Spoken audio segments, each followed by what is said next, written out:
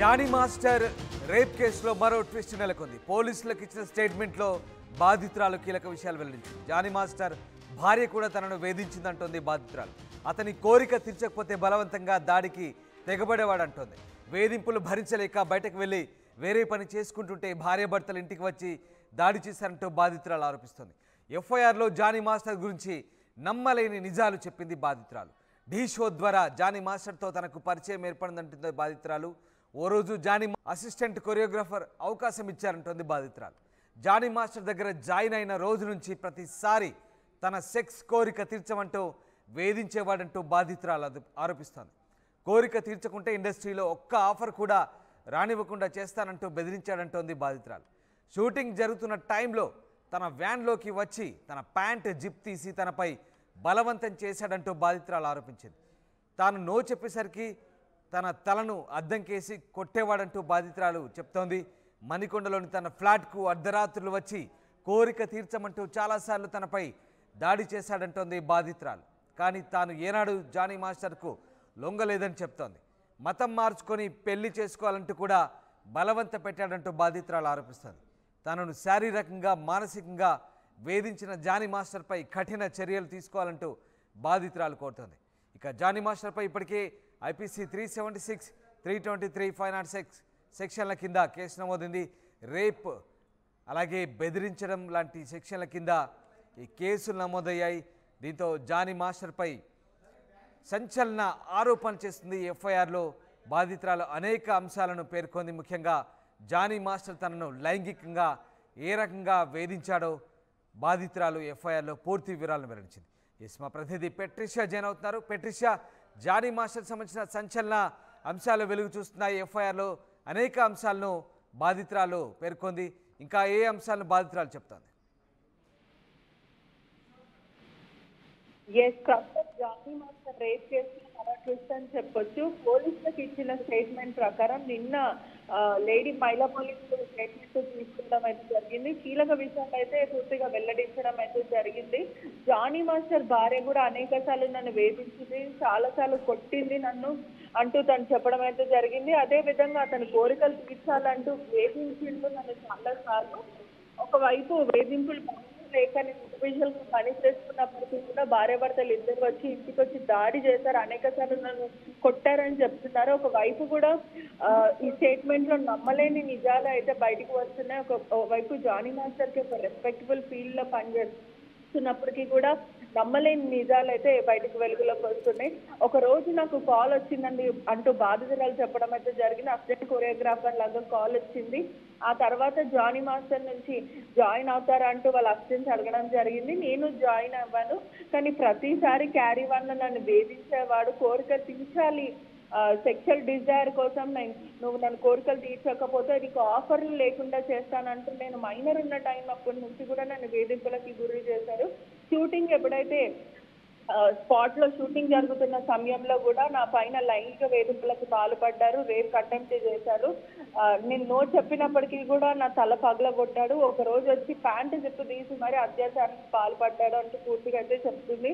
ఒకవైపు కూడా బాధితురాలు ఇంటికి అర్ధరాత్రి వేళ వచ్చి కారు ఎక్కువ అని అడగడం, కోరిక తీర్చమని చెప్పడము.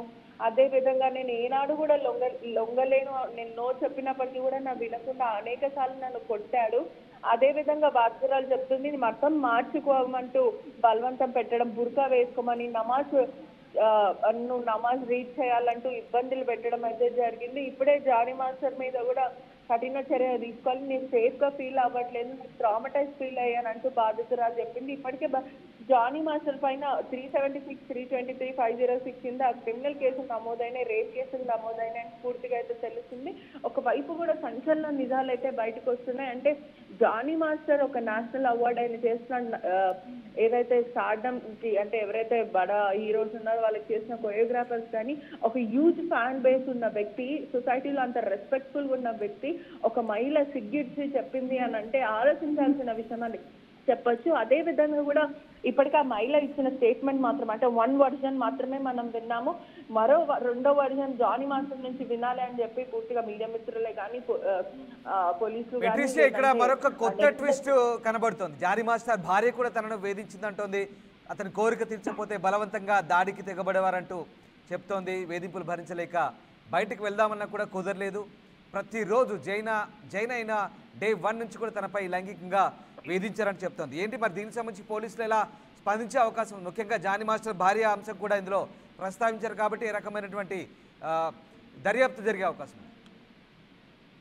మనకున్న సమాచారం మేరకు అయితే అమ్మాయి ఇచ్చిన ఇన్ఫర్మేషన్ మేరకు అయితే ఇంటికి వచ్చి నా మీద దాడికి ప్రయత్నించారు, నన్ను కొట్టారు. దాని తర్వాత ఆ భార్యాభర్తలు ఇద్దరు వచ్చి వార్నింగ్ చేశారు, నా కెరియర్ నువ్వు ఇక్కడికి ఆపేయాలంటూ నాకు భయప్రాంతులకు గురి చేయడం అయితే జరిగిందని తన వైపు నుంచి వినిపిస్తుంది. ఇంటర్నల్ మాత్రము మరోలాగా వినిపిస్తుంది. అంటే పూర్తిగా కూడా మనం ఏది ఆ మహిళ ఇచ్చిన స్టేట్మెంట్ వరకు అయితే మనం ప్రస్తుతం మాట్లాడుతున్నాం. కానీ ఒక వైపు మాత్రము పోలీసులకు అయితే ఎవిడెన్స్ సబ్మిట్ చేసిందని అంటూ ప్రస్తుతం అయితే తెలుస్తుంది. ఆ ఎవిడెన్స్ అసలు నిజాలు ఏంటి, నిజంగానే జానీ మాస్టర్ తన మీద లైంగిక వేధింపులకి పాల్పడ్డా లేకపోతే ఎటువంటి ఎవిడెన్స్ ఇచ్చింది? ప్రస్తుతం మనకున్న సమాచారం మేరకు Jani master threatening screen shots కానీ లేకపోతే లైంగిక వేధింపులకు పాల్పడ్డ స్క్రీన్ షాట్స్, అదేవిధంగా షూటింగ్ సెట్స్ లోకి వచ్చి ఉధృత వాతావరణం అంటే రచ్చ చేయడానికి సంబంధించిన వీడియోస్ సబ్మిట్ చేసిందని పూర్తిగా తెలుస్తుంది.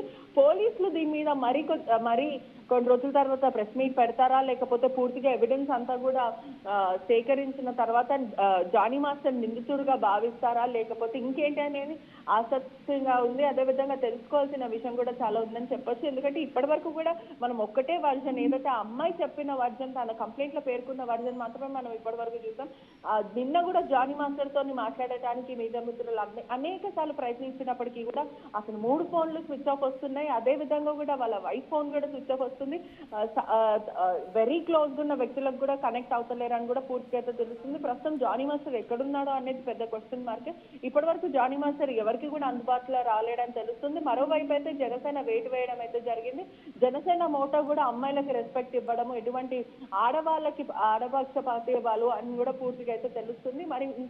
మరి ఇంకో కొత్త న్యూస్ ఏంటి అని అంటే ఎవరైతే తెలుగు ఫిలిం ఇండస్ట్రీకి సంబంధించిన డాన్స్ అసోసియేషన్ వాళ్ళు కూడా తాత్కాలికంగా సస్పెండ్ చేస్తామంటూ వ్యతిరేకత అయితే మొదలైంది. డాన్సర్స్ పట్ల కూడా వివక్షత చూపించారు, డాన్సర్స్ పట్ల కూడా అసభ్యంగా ప్రవర్తించారంటూ డాన్సర్స్ అందరూ కూడా ఆగ్రహం చేస్తున్న సిచ్యువేషన్ అయితే మొత్తం మీద కనిపిస్తుంది. Right, thank you Patricia, thanks for the update. Shaik Jani Basha alias Jani master సంబంధించి పోలీసులకు ఇచ్చిన స్టేట్మెంట్లో బాధితురాలు కీలక విషయాలు వెల్లడించింది. కేవలం జానీ మాస్టర్ మాత్రమే కాదు, జానీ మాస్టర్ భార్య కూడా అతని కోరిక తీర్చమంటూ తనను వేధించిందంటుంది బాధితురాలు. ఇక కోరిక తీర్చకపోతే బలవంతంగా దాడికి పాల్పడేవారంటూ ఆరోపిస్తోంది. భార్య భర్తలు ఇంటికి వచ్చి దాడి చేశారంటోంది. ఎఫ్ఐఆర్లో జానీ మాస్టర్ గురించి నమ్మలేని నిజాలు పొందుపరచబడ్డాయి. ఢీ షో ద్వారా జానీ మాస్టర్తో తనకు పరిచయం ఏర్పడిందంటున్న బాధితురాలు తనకు అసిస్టెంట్ కొరియోగ్రాఫర్గా అవకాశం ఇచ్చిన డే 1 నుంచి కూడా లైంగిక వేధింపులు చేశారని, తన సెక్స్ కోరిక తీర్చమంటూ జానీ మాస్టర్ వేధించేవాడంటూ చెప్తోంది. కోరిక తీర్చకుండా ఇండస్ట్రీలో ఒక్క ఆఫర్ కూడా రానివ్వకుండా చేస్తానంటూ బెదిరించేవాడని బాధితురాలు ఆరోపిస్తోంది. మొత్తం మీద అటు క్యారవాన్లోనూ ఇటు తన ఫ్లాట్లోనూ జానీ మాస్టర్ తనను లైంగికంగా వేధించేవాడంటూ బాధితురాలు చెప్పుకొచ్చింది. ఇక బాధితురాలు ఇచ్చిన స్టేట్మెంట్ సంబంధించి పోలీసులు ఏం చెప్తున్నారు ఒకసారి చూద్దాం. గుడ్ ఆఫ్టర్నూన్ అండి. నిన్న మాకు రాయదుర్గం పోలీస్ స్టేషన్ నుంచి ఒక 0 ఎఫ్ఐఆర్ రావడం జరిగింది.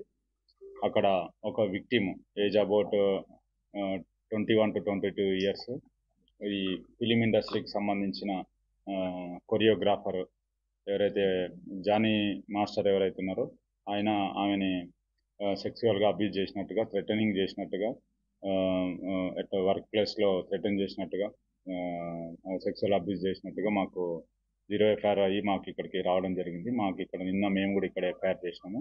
దాంట్లో ఇన్వెస్టిగేషన్ చేస్తున్నాము. యాజ్ పర్ ఇన్వెస్టిగేషన్ వచ్చిన ఎవిడెన్స్ని బట్టి ఫర్దర్గా ప్రొసీడ్ అవుతాము. దీంట్లో విక్టిమ్ ఎవరైతే ఉన్నారో విక్టిమ్ ఎగ్జామిన్ చేయాల్సి ఉంది, ఎవిడెన్స్ కలెక్ట్ చేయాల్సి ఉంది. As per evidence collected evidence further investigation proceed అవుతాం. అదే వర్క్ ప్లేస్లో సో సెక్సువల్ అబ్యూజ్ చేసినట్టుగా, తర్వాత థ్రెటన్ చేసినట్టుగా కంప్లైంట్ ఇవ్వడం జరిగింది. దాన్ని బేస్ చేసుకొని మేము ఇన్వెస్టిగేషన్ చేస్తాం. అది ఇన్వెస్టిగేషన్లో భాగంగా చేస్తాం. ముందుగా ఎవిడెన్స్ కలెక్ట్ చేసుకొని ఆ ఎవిడెన్స్ బేస్ చేసుకొని ఏముందో ఫర్దర్గా ప్రొసీడ్ అవుతాం. లేదు, ముందు మేము ఎవిడెన్స్ కావాలి కదా, విక్టిమ్ ఇచ్చే ఎవిడెన్స్ని బట్టి ఆమె స్టేట్మెంట్ని బట్టి ఏముంది అంటే చూస్తాం. Thank you. వచ్చినారు ప్రజెంట్ లేనని చెప్తున్నారు. అవుట్ ఆఫ్ స్టేషన్ అన్నా వస్తానని చెప్తున్నారు. చేస్తున్నాం. యాజ్ పర్ ప్రొసీజర్ ఏముందో అది చేస్తాం.